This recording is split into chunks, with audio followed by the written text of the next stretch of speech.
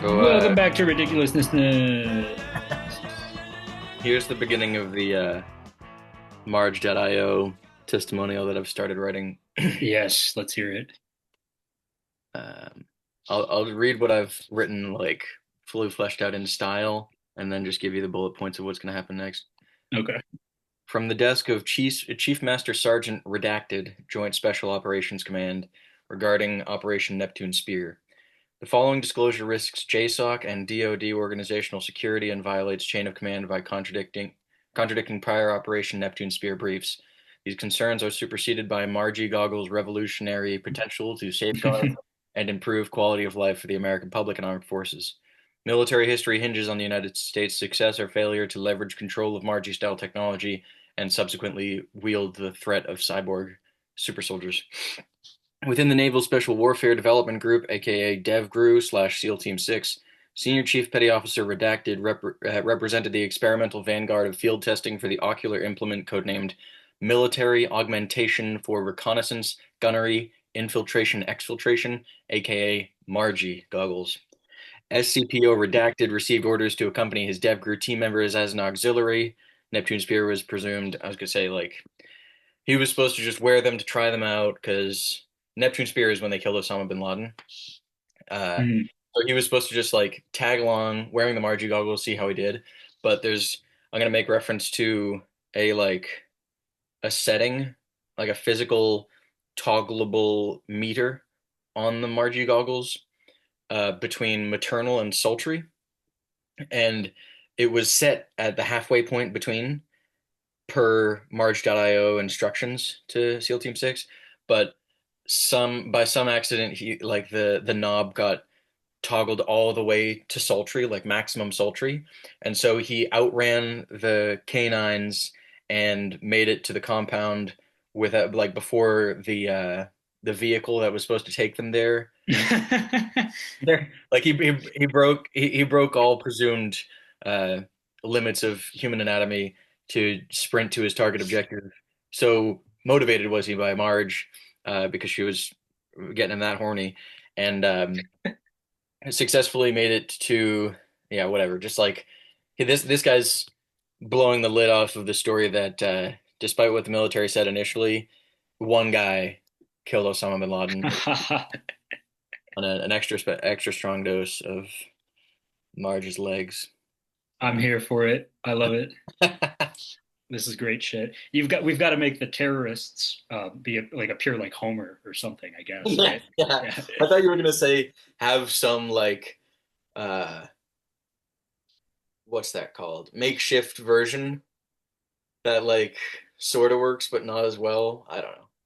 Like the same way that they like have homemade bombs and stuff. They have Oh, maybe they just have like literal goggles with a picture of Marge taped to the inside of them, and it's maybe they have some, huh. like a Middle Eastern version of The I Simpsons. was thinking two things, either the Middle Eastern equivalent of The Simpsons. That'd be really fucking funny. I think you should, yeah. Also, I'm gonna Google Middle Eastern Simpsons I was thinking maybe equivalent. like they get a hold of the technology and they're using it exactly as the United States military would, except Marge is wearing a burqa, and the most um, like provocative stimulus that the goggles provide them with is her like lifting up just enough so that they can see the ankle, and they go like they lose all control and behave like animals. Um, Yes, and so I Googled it. The Arabic dub of The Simpsons is called Al Shamshun. Al Shamshun. So they have to be Al Shamshun goggles.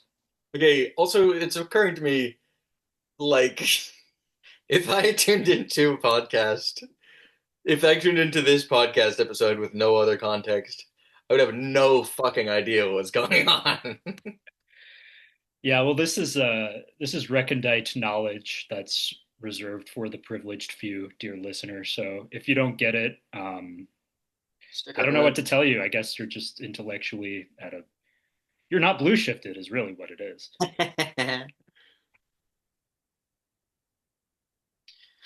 I'm looking up fucking Ridic. Okay, thanks for getting that testimonial started. Goals.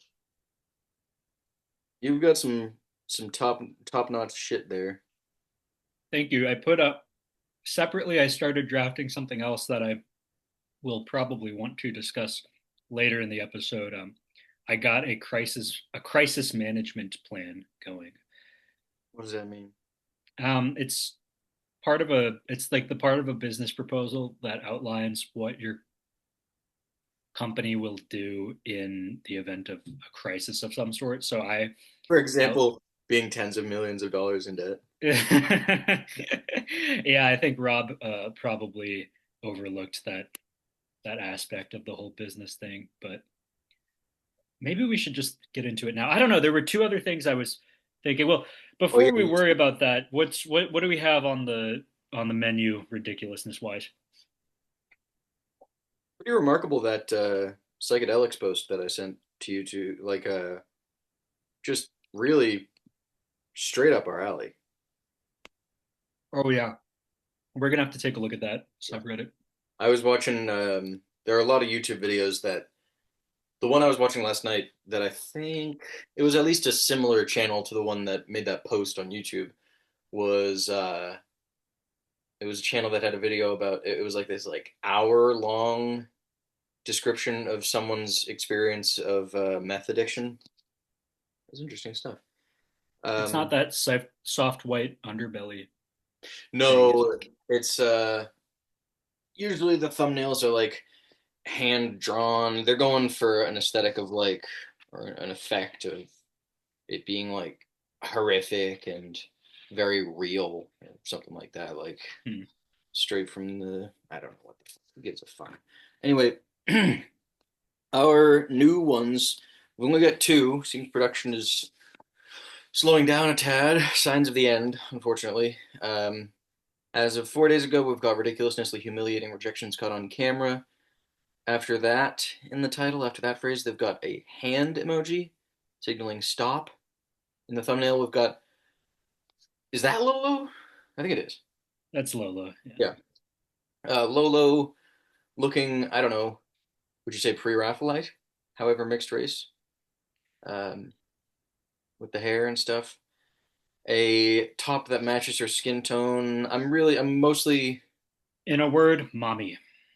yeah, certainly there are shades of mommy, but I'm kind of just trying to like dissect uh, the seduction strategy here.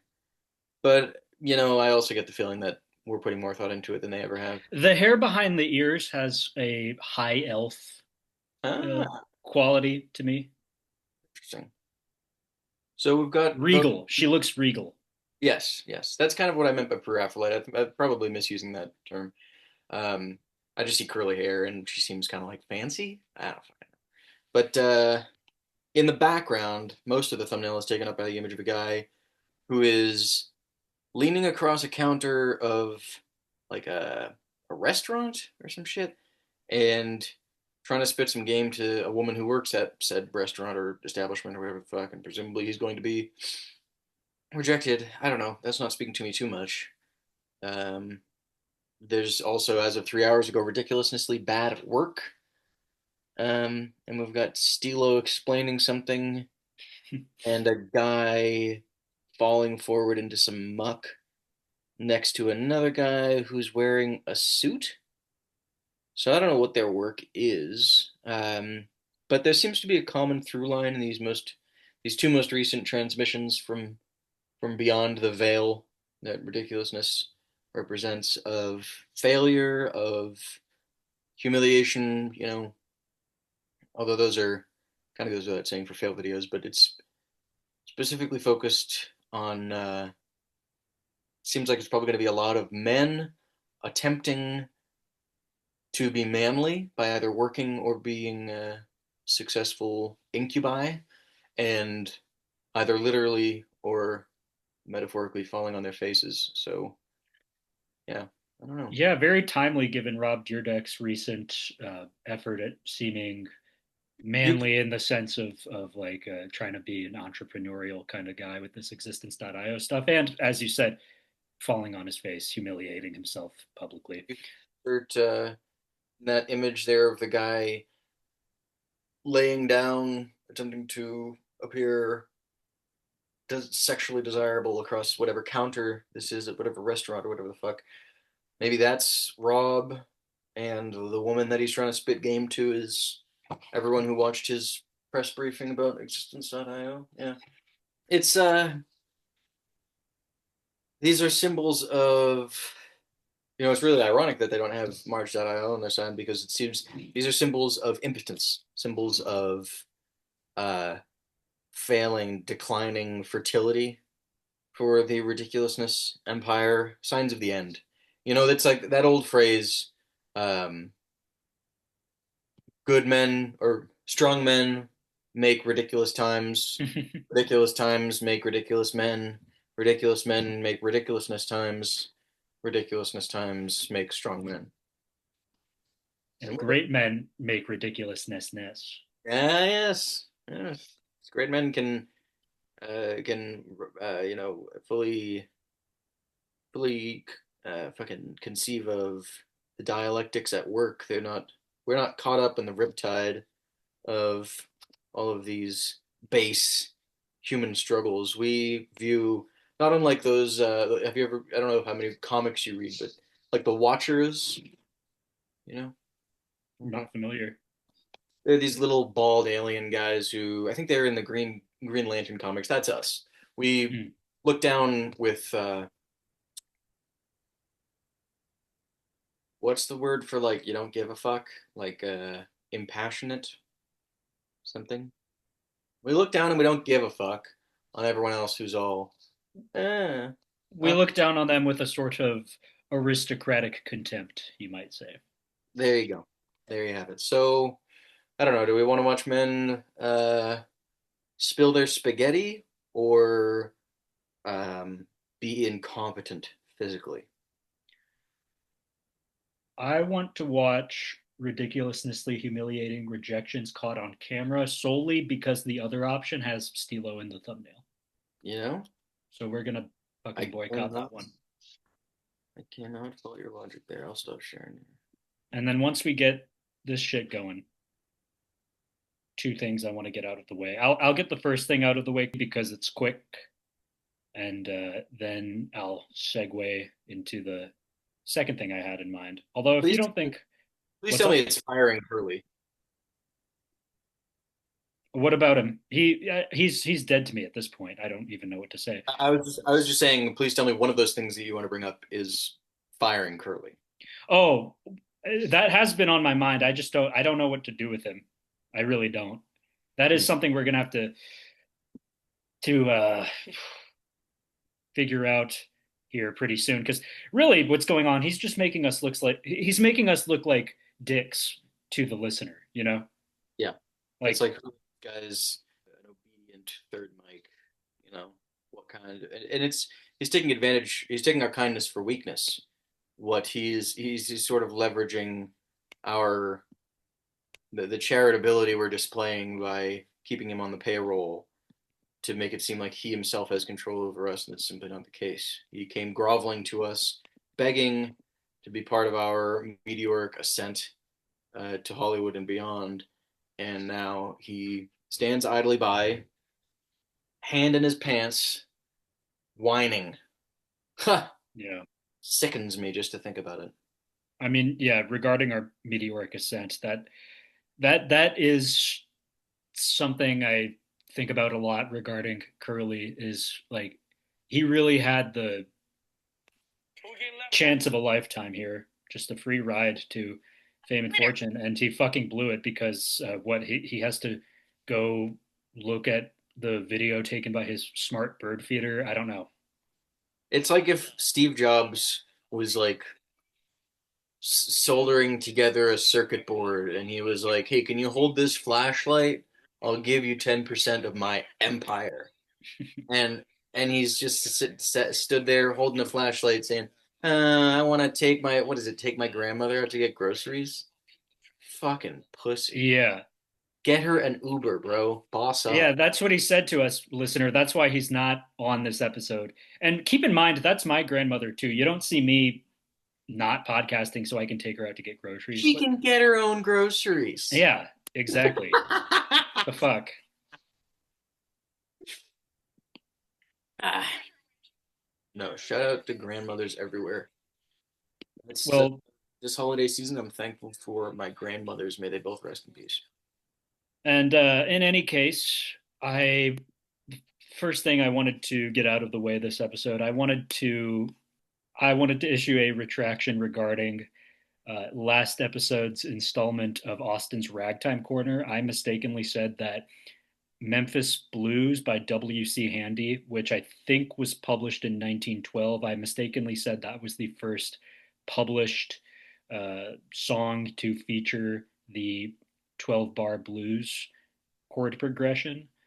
And I was mistaken. It is, in fact, that distinction belongs to I've Got the Blues by Anthony Maggio from 1908. So, I'm glad. Yeah, there was pretty bad fuck up on my part. it's the weight off my chest too. I mean, I was stuck here not wanting to call you out, especially if it felt like you needed the win. But yeah, there was no way we could really, in good faith, carry on with that. God damn it! I keep trying to pause the fucking thing so that you can see how fucking stupid Steel's shirt is. But yeah, thanks for taking accountability for that because that would have really been an issue. Ah, there it is. You see his shirt? See, it's You want to describe this? mostly black. In the middle, it's got an embossed um, appearance of the name Jesus. The U has a spade in the middle of it, The which shoes, the shoes are actually they seem even worse. You see that? white. He's got okay. Jesus Christ, his lower body Yeah. front to anyone who has ever even thoughtfully put together an outfit. He's wearing flared jeans, white socks, and very shiny platform red loafers. What in the fuck? What the fuck? Do you see that clip just now? With the baby? Yeah. Hold on. What Just what's a going guy on there? trying to lie down next to a baby, presumably like a younger sibling or cousin or child or something, and the baby doesn't want to hang out with him. Hmm. I don't know. Maybe I overreacted. It seems kind of strange to be in there with the rejections, but I guess it's a kind of rejection. Oh, I see. You're talking about the overall context that it's placed in. Yeah, This one's going to be a dialogue fail. I don't really feel like slowing it down and turning it up enough to know what that guy said. It's not they're funny. really loose with the standard here, like what counts as a rejection moment. They're very flexible with it. We've got a guest here. Who's this guest? Oh, I recognize this guy. young gravy. Yeah. Don't like him. Do not like him. Oh, That's and there's whoa. for the listener, we're getting more context visually as to the outfit that we were unpacking in the thumbnail to this video and what appears to be a dress. I mean, it's mostly the material you'd find in a dress, or the sort of material. It's like sheer tan Bro. folds. The top half of it looks like a dress, but then it becomes pants down below. It's interesting. Yep, he's who the fuck? All right, I gotta look up who Betty Page is now. You seeing She's this? a 40s Um, pinup girl. thanks for correcting yourself right off the bat, so we didn't have to revisit that next week. I She's want to I want to issue a retraction about last week's installment of Austin's Gooner Corner. Austin's stiff sock. Fucking yeah, Betty Page. She was the first one to publish a song in the style of the 12 Bar Blues. I mean, no, no, no, no, no. Damn, I'm on her Wikipedia right now. I apologize for getting distracted, but I'm really into the pinup girl thing, so I the horniness took control of me for a second there. But I'm on her Wikipedia page. Um, she died in a psychiatric hospital with paranoid Betty Page schizophrenia. did? I had no idea. What? Betty Page did? Yeah, that's Yeah, crazy. she was probably a freak, you know? Yeah. Old hot crazy scale, and there you go. Speaking of that. The woman who you will one day steal from Jake Paul. I'll put it like that. Oh gosh, man, this wow, this episode, this recording session has been too much so far. We've got Lolo dressed like a regal high elf, Stilo's t-shirt sending me on a 50s pinup girl rabbit hole, and now we have yeah, the Danish model who thinks that Logan Paul is the man her heart belongs to, but it isn't. It in fact belongs to me. We have her on the couch now, folks. The Danish girl who goes to sleep in her ivory tower, in which Logan Paul keeps her prisoner every night, dreaming, wishing for Austin. Yeah, the collective unconscious Yeah. And it's is not, mocking me today. It's doing a small penis humiliation to me right now. and then the content of the clips being women not wanting for men to get with them. Yeah, this This is brutal. this is a recipe for misery. This is fucking brutal. Yeah, Jesus Christ. Well, maybe we can veer it to less moggening sort of territory with a segment that came to mind. We don't have to do it if you don't think it's a good idea. It was very last minute, but I thought we could um, review our respective Apple slash Spotify Wrapped Oh, sure, yeah. results. Okay. No, I didn't share it with anyone who didn't ask me about it so far. Only one person, my girlfriend, did, because I felt kind of cringy. But You I should you should allow yourself the pleasure. I understand that feeling, but it's a good indulgence. any excuse to take credit for my taste. Also, kind of what do you think of this outfit that Chanel's got on here? She's kind of a camo, baggy fashionista. I don't know. Who gives a fuck? But anyway, have I brought up DJ Lucas to you? I don't think so. Western Massachusetts rapper. He's very, very funny, very, very good. I like his style a lot, and he's got I don't know, just like great rap. But fucking, it's like saturated with references to weed. Like it's all about how he sells weed, smokes weed, and all the fun that that is. So he's an artist who's very close to my heart, but I've been finding when I listen to him, I'm just like, yeah, that'd be great. So I did that thing on Spotify where you can do hide this artist that is shit doesn't play anymore because for a while I've been on the fence there, like, no, it doesn't matter. It's just fun, but it's just like it's not worth it. Yeah.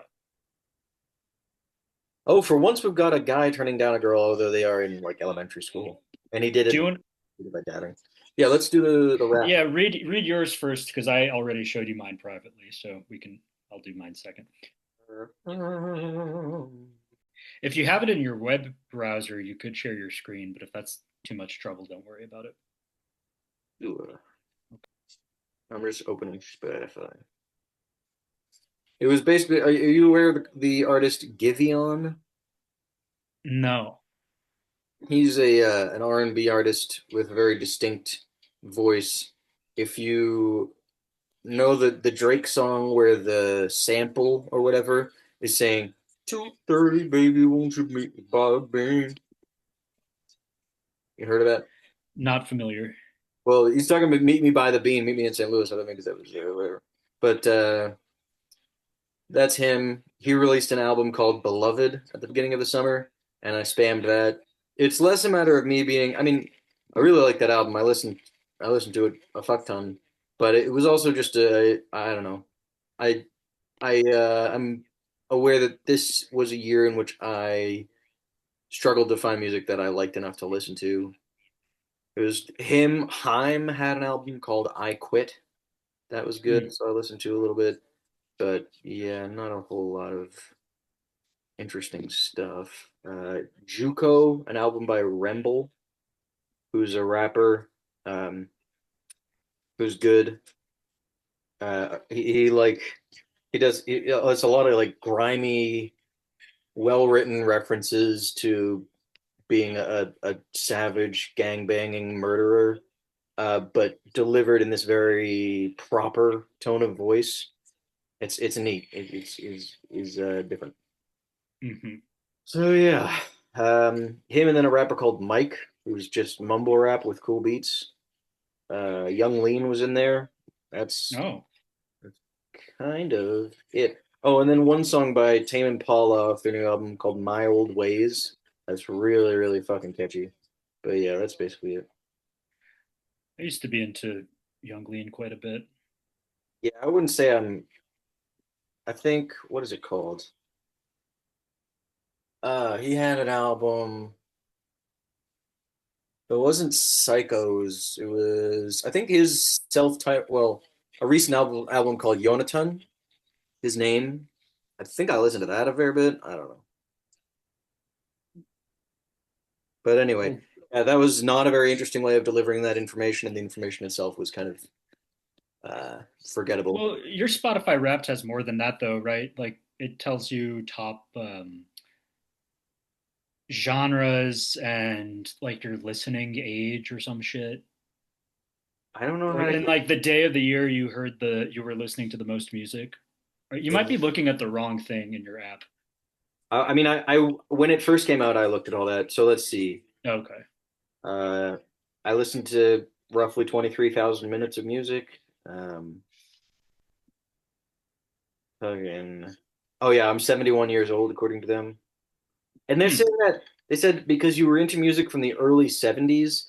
I don't know what they're talking about. And Yeah. I certainly didn't listen to mostly music from the early 70s. So I think what's happening there is they just want me to be shocked by this number and tell other people about it. So they Mm. made me seem as old as possible. Or maybe there are a lot of 70-year-olds listening to Young Lean out there. We just don't know it. Could be. Um, but yeah, the rest of this shit I basically covered. Oh, gotta shout out the Blind Boy podcast. That is a core element of my lifestyle and identity. Can't recommend it highly enough. I'm gonna shout out the Blind Lemon Jefferson podcast. Core aspect of my identity, personally. And apparently Mike, that mumble rapper with the real good beats, was my top artist, not Giveon. So I guess I listened to him a fuck ton. So that was your top artist, was this Mike fellow. Yeah, it's if you're looking for him, he. I'm Googling him right now. Oh, have we seen this shirt before already? Oh shit, Um, I'm going let's back. see.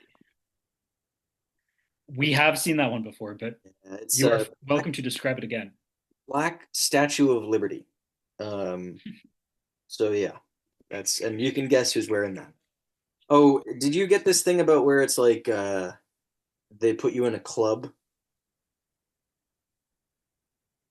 Well, I use Apple Music, so I didn't actually see any of these particular goodies, but Anyway, they're trying to I didn't know that was a thing this year. they're trying to accelerate the tribalization and homogenization of society, and so Oh, they classify you into a club. And my club was that of the Cloud State Society. hmm.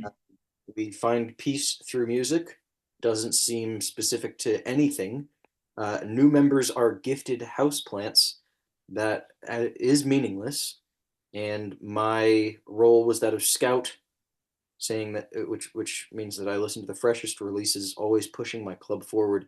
What that really means is I don't really do a lot of stuff.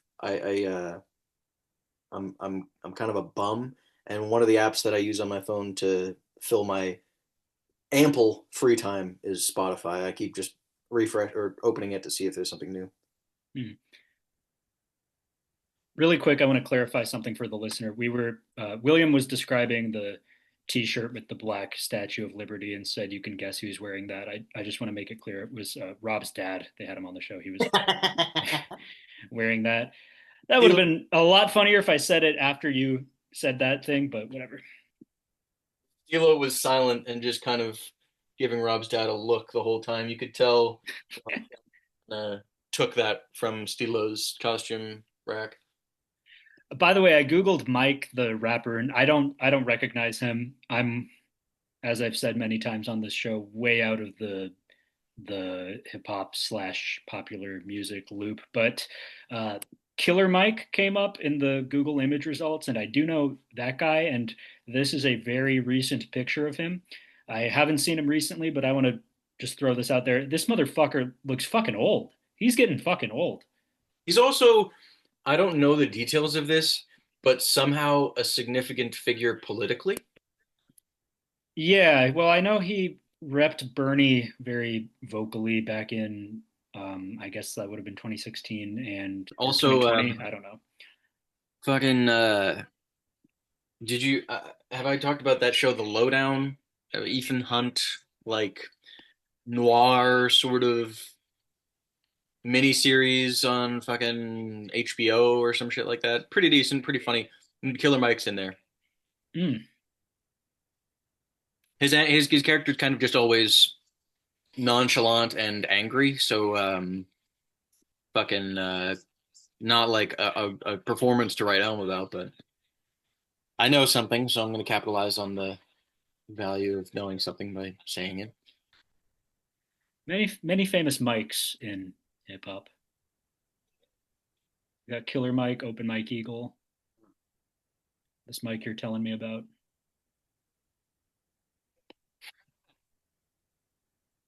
What about you? Let's hear about your fucking thing.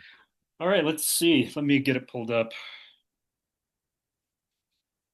Oh my gosh, Curly's texting the group chat I act saw all that. What is it talking about? trying to act all chummy with us. Oh, it's crying at me. Before I read off my results, my Apple Music results, I mean, I'm going to uh, respond to Curly in this group chat. I'm going to say, fuck you. Okay. And now, welcome to what what is technically the Apple Replay 25 segment, but what is about to de facto become Austin's Ragtime Corner. So I'll start with my top artists. And by the way, something I want to put out there, I don't know how you feel about this, like if Spotify has the same issue, but I think there's something seriously wrong with the way Apple Music counts like your listening hours and who you are listening to. I think it counts that based off of like if you're actually clicking on a song to listen to it. So if you're listening to songs on a playlist and like skipping to a certain song or listening or hearing it in a shuffle sort of rotation, like it's not going to count that, which is fucking stupid. I don't know. Did you notice anything like that in yours? No, mine there wasn't too much to analyze. It was a pretty simple year of listening for me, but I can see that being the case. Right. Well, in any case, with that in mind, I'm going to just issue a sort of disclaimer here. Some of this might be inaccurate, and I think I know which which parts of it are. So I'm going to start with the top artists. It gave me number one was Mississippi John Hurt. I do think that was accurate. Number two, and I think this is completely wrong, Arthur Collins, who I do like quite a bit. He was dubbed the king of the ragtime singers in his day, and most of that listening on my part was probably driven by two songs of his, Alexander's Ragtime Band and Steamboat Bill.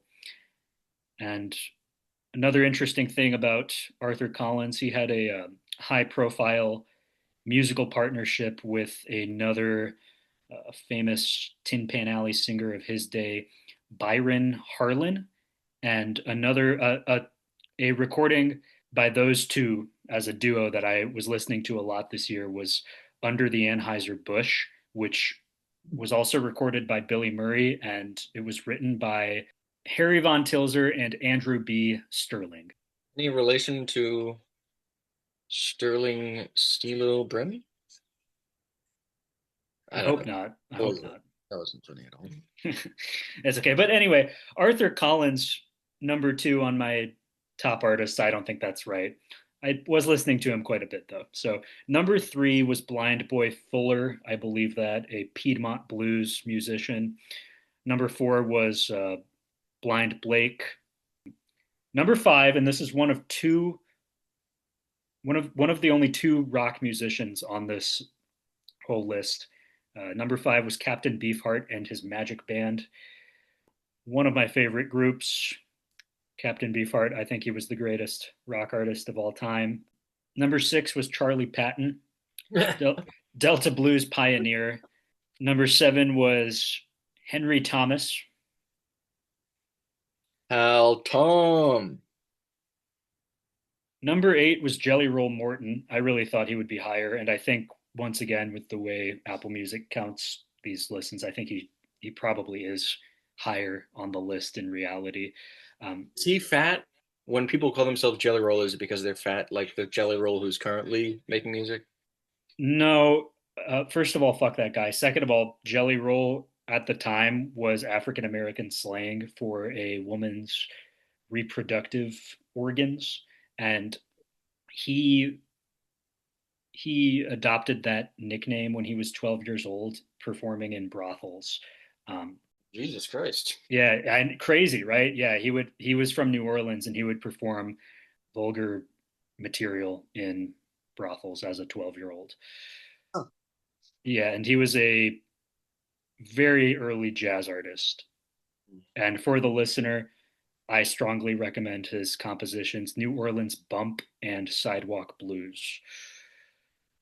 Um, Remind me to do the Martin Luther King Jr. bit once you've wrapped up your wrapped. Oh yeah, okay, good. We should probably table that for when I'm not like reverently talking about these African American pioneers of the arts and culture.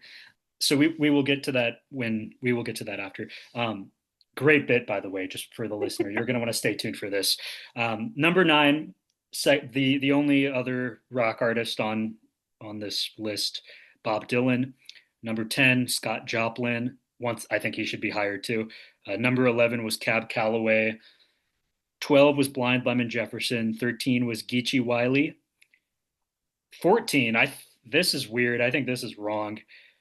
The Beach Boys. I love the Beach Boys. I have nothing but respect for them, but just not really into rock music anymore, you know. And there was one month where I was revisiting them, and I don't think I was listening to them enough that one month for them to be on this list. So Thoughts once on the? again, Oh, he's wearing a Mind Right shirt. This fuck is. up on Apple Music's part. Let's see this bullshit. I'm kind of ashamed of myself that that's how I'm spending my time is going. Oh, he's wearing a Mind Right shirt. But in any case, fucking thoughts on the Beach Boys association with Charlie Manson, or I think it was just one Beach Boy. But I thoughts. think it was one. I think it was Mike Love. I don't know. I just watched a biopic series about Charlie Manson, and that happened.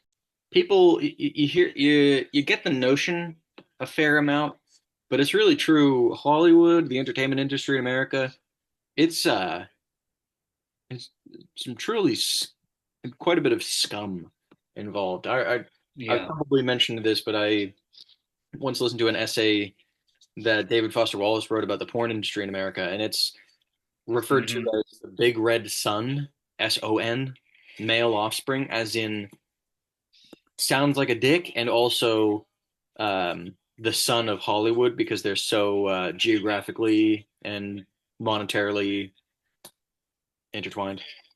Yeah. But in any case, Good essay. yeah. That's a good one. Yeah. And number 15 was Uncle Dave Macon, the first star of the Grand Ole Opry.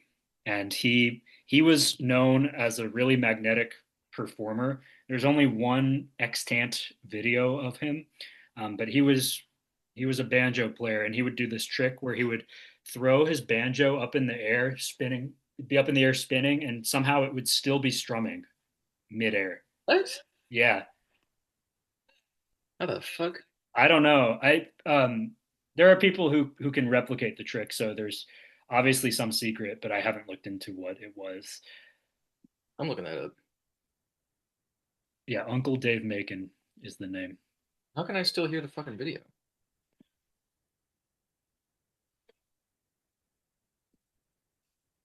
And he had this irrepressible habit of stomping his feet while he would perform. And when he was in the recording studio, the microphones of the time couldn't handle it, so recording engineers had to place pillows underneath his feet. Hmm. Yeah. No, he was electric. Like it's crazy listening to those old recordings because his sheer fucking dynamism still comes through. It sounds very contemporary, his a lot of his stuff. And while you are conducting an investigation into his banjo trickery, I'm going to very quickly read my top 15 songs of the year according to Apple Music. Number one was Last Kind Words by Geechee Wiley. Number two, Truckin' My Blues Away, Take Number Two by Blind Boy Fuller. Number three, I've Been Hoodooed, recorded by Jim Towell with piano accompaniment by Cow Cow Davenport. And that one was written by the immortal Gussie Davis. It's a great song. Number four, Step It Up and Go by Blind Boy Fuller. Number five, Western Hobo by the Carter Family. And Jimmy Rogers actually lifts a verse from that in his recording, Waiting for a Train. A lot of people don't know that. Number six, In the Pines by Leadbelly. Number seven, Tell It to Me by the Grant Brothers and their music. Number eight, Fishing Blues by Henry Thomas. Oh, really quick to go back one, the Grant Brothers and their music. That was actually the Teneva Ramblers, which were Jimmy Rogers' backing group at one point, and they recorded one or two sides under this different name, the Grant Brothers and their music. So the Grant Brothers slash the Teneva Ramblers. Number nine. Noted, Oh, go ahead. What? noted and forgotten as you were saying it. As soon as each word was said, I didn't stick one bit. He's doing a bit for the mic, folks. He's taking notes assiduously. What's the name of the guy who throws his banjo and it keeps playing? I'm still trying to find that. That's Uncle Dave Macon. How do you spell Macon? Macon, like Macon, Georgia.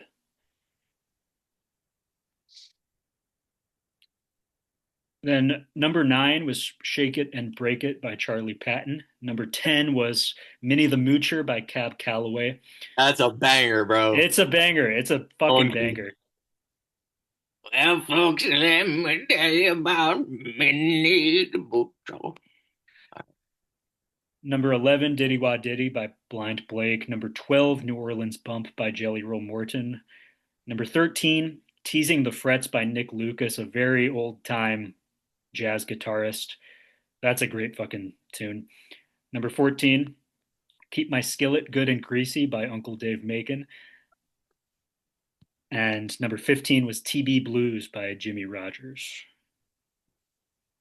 Any relation between TB Blues and TB Sheets by Van Morrison?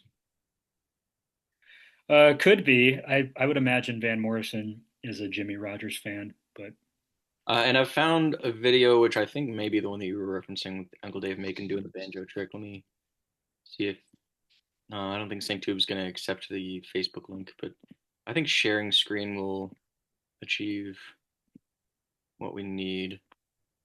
I just kind of want to watch it and have it be something that's happening on the show so that I can talk about it. So here, you've already bro, seen. I'm so thrilled to be watching this with you right now. You have no idea how much this means to me. Is the volume being I working? fucking love this man so much.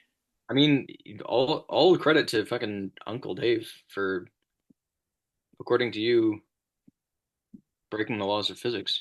It's a Oh, shame this is the only video that is existing. Cause see, he was so old at this point. I bet he was even more.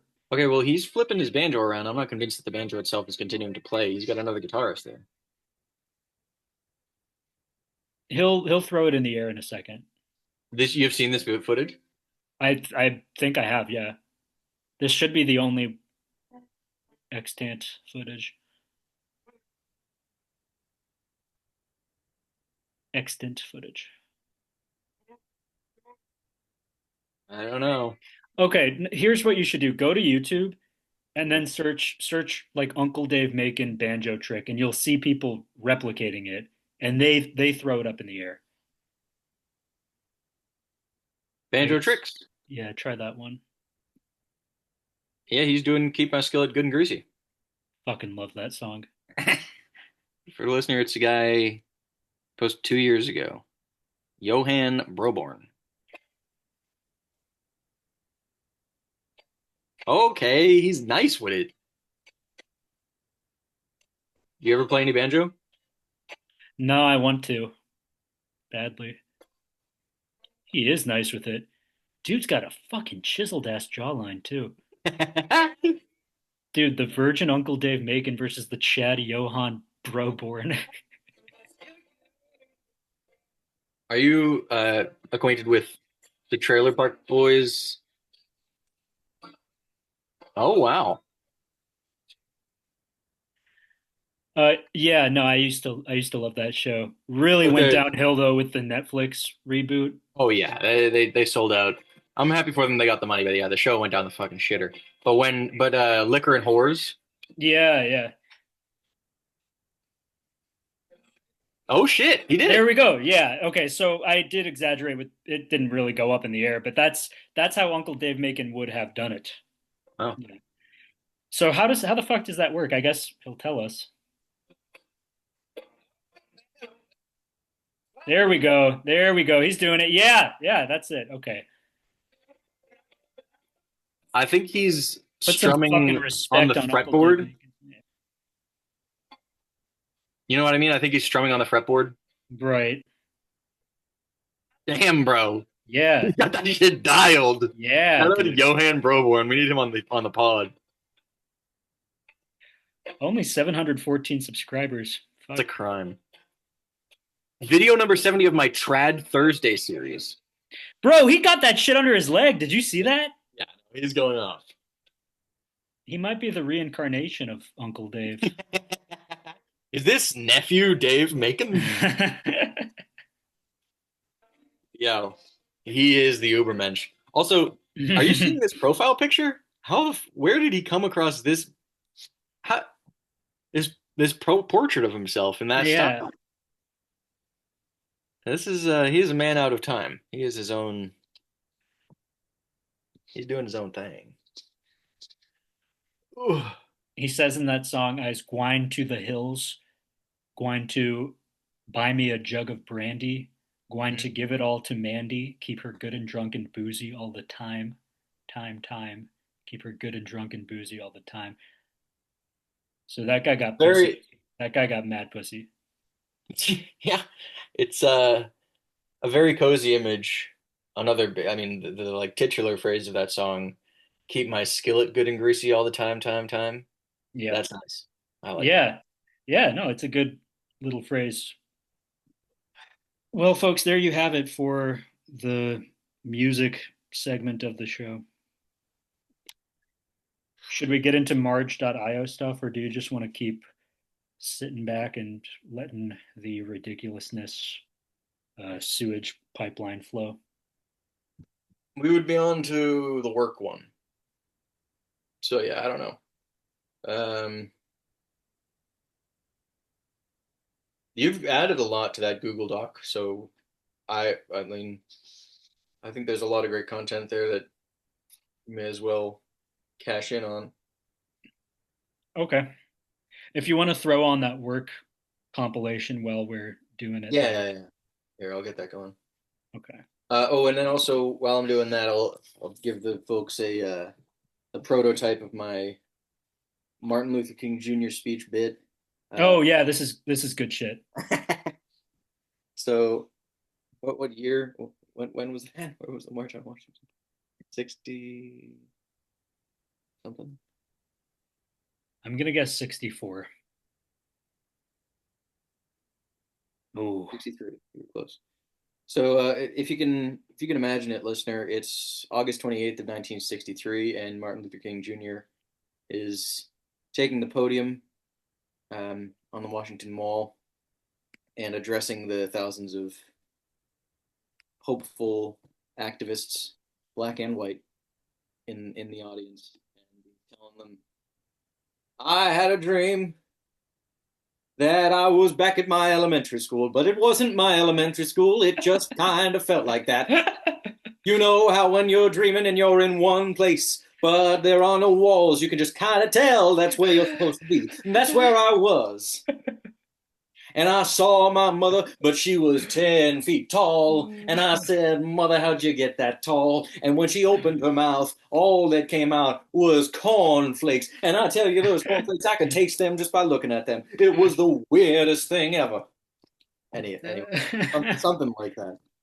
Bravo, bravo.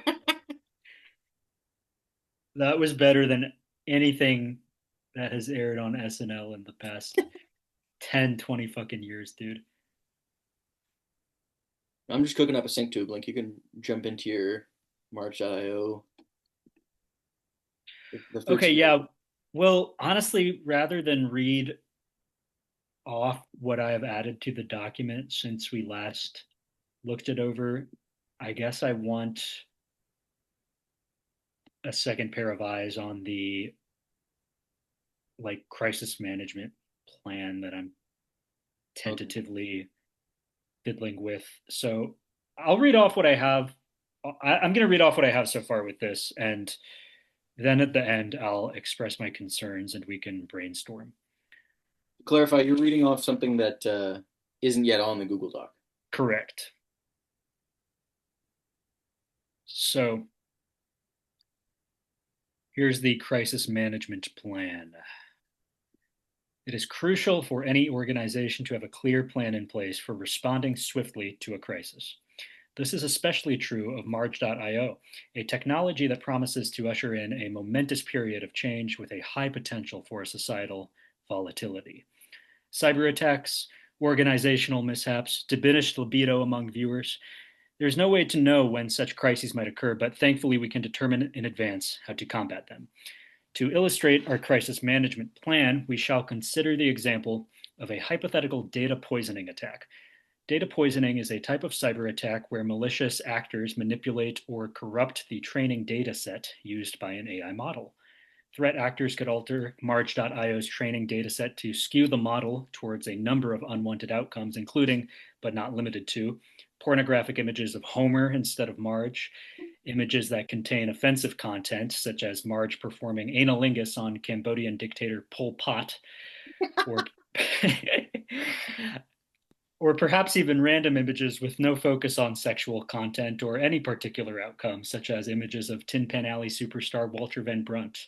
If a data poisoning attack occurs, the harmful inputs will be detected by our Rule 34 review team, tasked with monitoring the accuracy and quality of the Marge.io dataset during regular audits. Our board of directors will be notified of the attack, after which they will coordinate with our programming team to clean the dataset with additional input from an emergency task force comprised of the Sexual Embraces Committee, the Arousal Advisory Board, and local religious leaders to help ensure the model's outcomes are fully restored to their former glory. Backups of the dataset and model checkpoints are maintained in a subterranean chamber by our court of high priests, ensuring the cleaning process is quick and effective. After the Marge.io system infrastructure is restored to health, our programming team will conduct an incident investigation and root cause analysis. While the programmers work to determine where the poisoning occurred, the aforementioned emergency task force will continue to resanitize the dataset by cross-validating key data points with authoritative sources, such as The Simpsons production material, episodes from the show's golden age of seasons 3 through 8, and paeans to ancient fertility deities, with oversight from our vice exegetical chairman, a hermeneutics expert tasked with determining which of the show's Marge-related plot lines are canonical. The outcomes produced by the newly sanitized model will be subject to intense scrutiny by the Archetypal Symbology Committee, a group of skateboarding fails analysts, and an expert panel of chimpanzees called from local zoos. Our security team will then conduct a thorough patching of our data pipelines to help prevent a similar attack from happening again. Meanwhile, the Court of High Priests will be joined by key members of the Blue Shift Council and the Dream Warriors Emergency Task Force to conduct a series of elaborate psychic rituals designed to fortify these preventative measures.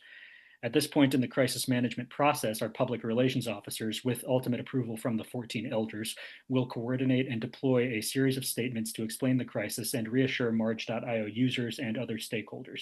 Transparency is critical in AI, so these statements will include a full public technical write-up of the issue. But while transparency is critical for restoring trust, it is not always enough. This is why the bedrock of our crisis communication strategy will be a lengthy press conference held by a nude AI powered Marge Simpson hologram on the Ridiculousness set, optimized to assuage the public's fears to the fullest extent possible. The press conference will be held 24 to 48 hours after the confirmed containment of the data poisoning attack.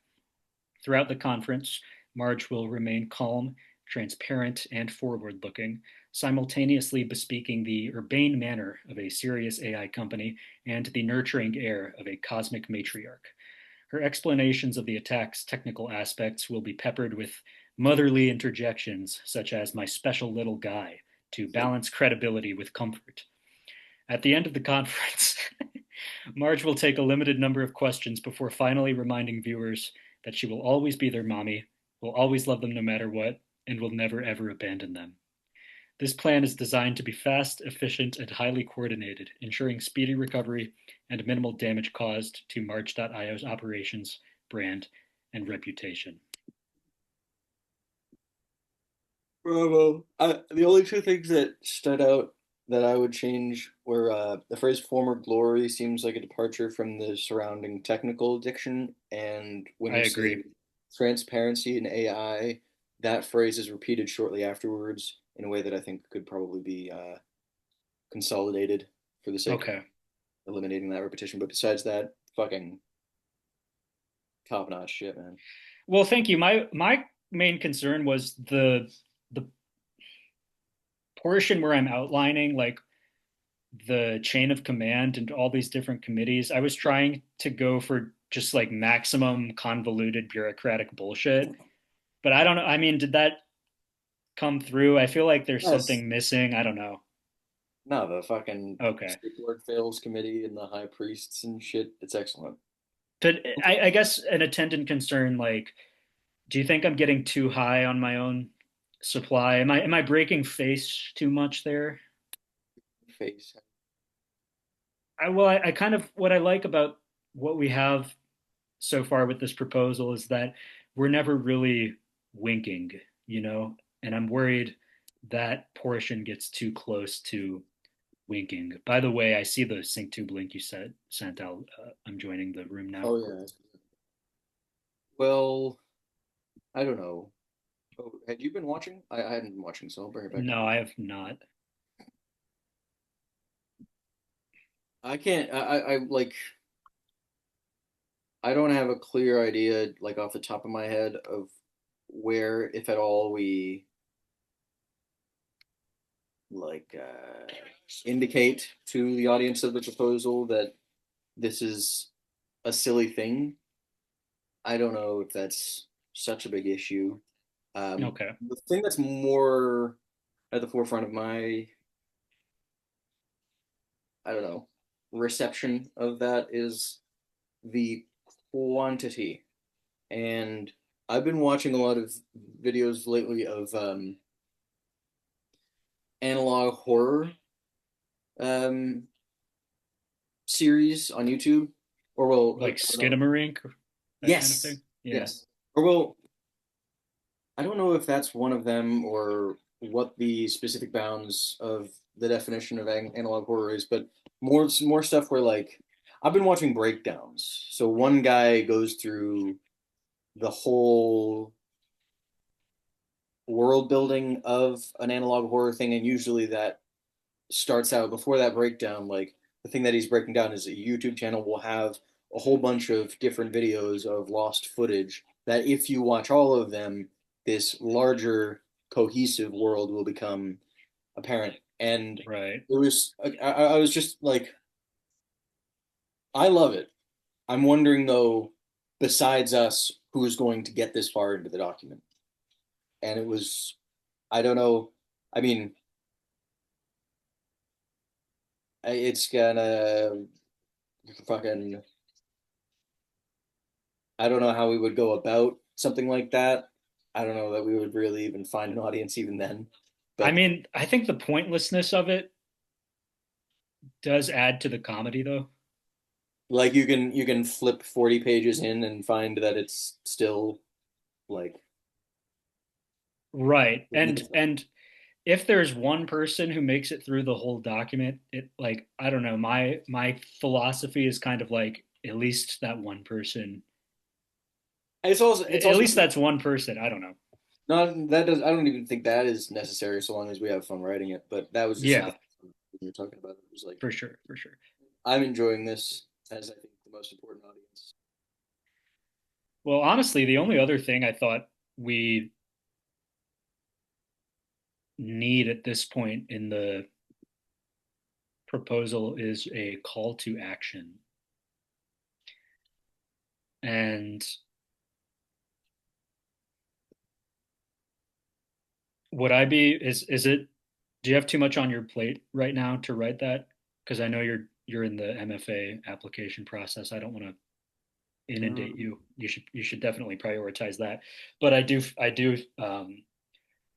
I think your writing voice, what is the call to action? your writing has a very stirring effect. I feel like that would fit a call to action nicely. It's you're restating the value of your product and like kind of spurring the potential investor to take Hmm. next steps. Yeah, I think I can I'm do I'm that. basically a fucking business student at this point. Yeah, I can whip up a CTA, if you will.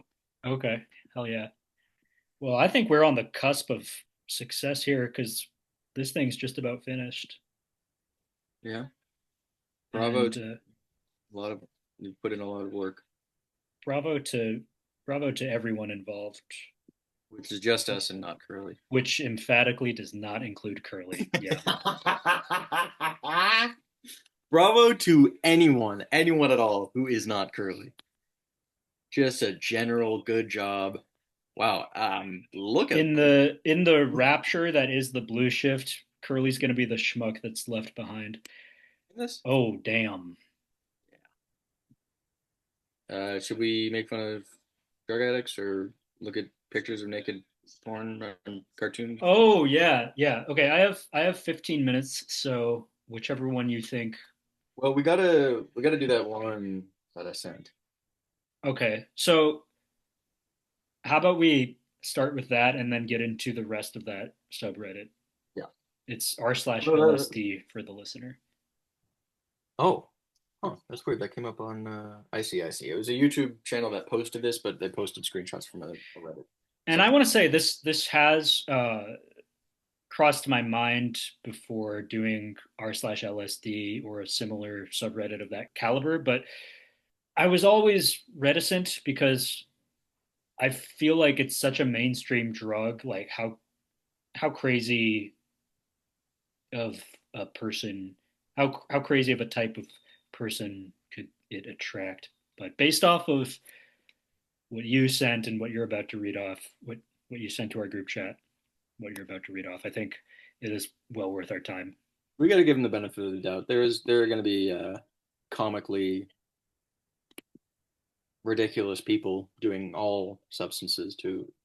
Um, on that note, this is a post from r slash LSD. I am a man in my late 50s. For as long as I can remember, I have always felt insecure about myself, always been on the heavier side, and have been a social outcast all until yesterday.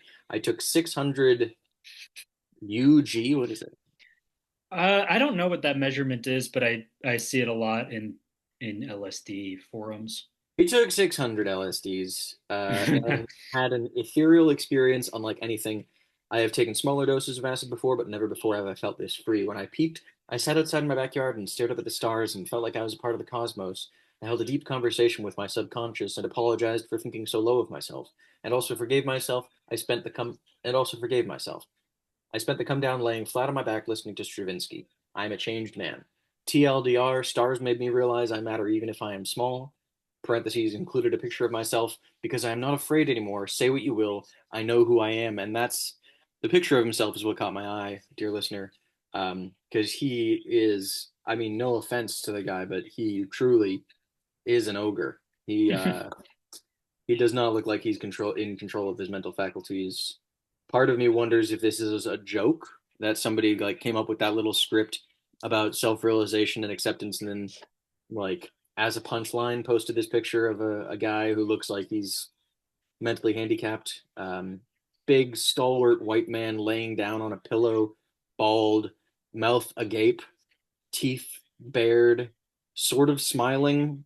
He sounds like he's the sort of guy who would moan and grunt, or Mm. looks like it. But anyway, that's our first foray into LSD. It's micrograms, by the way. I Ah, googled there it. you go. There That's you the go. measurement. And yeah, regarding his appearance, as William said, he looks like a fucking behemoth. And if this is indeed a legitimate post, it's not a joke. I said in our group chat, it is proof that that psychedelics do not reveal the truth. This man has just he's deluded. He's deluded because he's hideous, and he should be ashamed of himself, and he should be laughed out of society. Put it one way: if you've ever been on Omegle, um, like the video side of Omegle, he's the sort of guy who would have his dick out. Mm, yeah. Well, So r/LSD, I suppose. yeah. Let's do it. Let's do it. The the subreddit's right there. If you go back up, that looked like an interesting post. I finally orgasmed on LSD. Maybe. Let's see. Yeah, not that. Ripples through my entire body. Yeah, we're okay. Good job. Um, uh, I I had a had a word friend. on this one. Oh, here's our friend. Oh Here's, shit. does LSD make anyone else horny? Yes. Apparently, one other user on this community. Have you ever jerked off or fucked on a psych? No, I don't believe I have. Yeah, neither have I. I had a friend in college who jerked off on LSD, and he said it was quite the experience. Psych fapping. Okay, so this guy took LSD in what, a bathroom stall is what I'm I thought seeing. that was a changing room, like at a clothing I thought store. so as well at first. Um, but the post on r/LSD is just a picture of the inside of either a changing room or a bathroom stall, and it just says "holy shit," which is kind of funny. Oh, he was at Walmart. Wait, this guy took LSD at Walmart? Holy shit. Dude, I would rather take LSD in a fucking slaughterhouse. Okay, is that a board game? Someone has posted a picture. Oh, it's got some weed in there too. Someone has posted a picture of some psychedelic art with the caption "holy shit" on r/LSD. That's, man, find something interesting to do. That probably So much of goes this, so much of this is just posting pictures of things that are visually stimulating to them when they're on LSD, with a caption to the effect of, "So far we've seen holy shit, holy fuck, and dude." Oh. Acid trip made my wife realize she loves giving head. Future cult leader right there. Someone posting a screenshot of a Jimi Hendrix song. Oh my god! Somebody posting a picture of a literally a normal looking carpet with the caption "What the fuck?" because it's got like a pattern on it. This person has found sunlight streaming through palm fronds, it looks like, and an interesting visual effect produced by that sunlight, and they're just videoing that up close over and over from multiple angles, and the caption is "help." This Um, guy's doing a bit. That's stupid. Fuck yeah, you. futuristic city with a splash of water and a butterfly on a falafel wrap, and the guy said, "Dude, wow." He's trying to be funny. That's stupid. Whoa. Yeah, it seems like maybe there's a level of inside baseball here. They're kind of self-aware. The thing about their self-awareness is like they're acknowledging that they are spending their days staring at carpets with their mouths agape does not it doesn't temper the fact that they are spending their days staring at carpets with their mouths agape. This person is sharing that they've eaten one orange while watching anime, and their caption is, "This is great!" Exclamation point! I have a Exclamation. question about that, but why is she wearing latex gloves? Do you see that? Yeah, that's a fair point. That's that's odd. First place my mind goes to is that this person like works in a nursing home and is tripping balls, which Uh, would be I funny. thought I thought proctologist. That's a stinky orange. It's a chocolate covered orange. It's a picture of the patient's asshole, and the caption is "dude."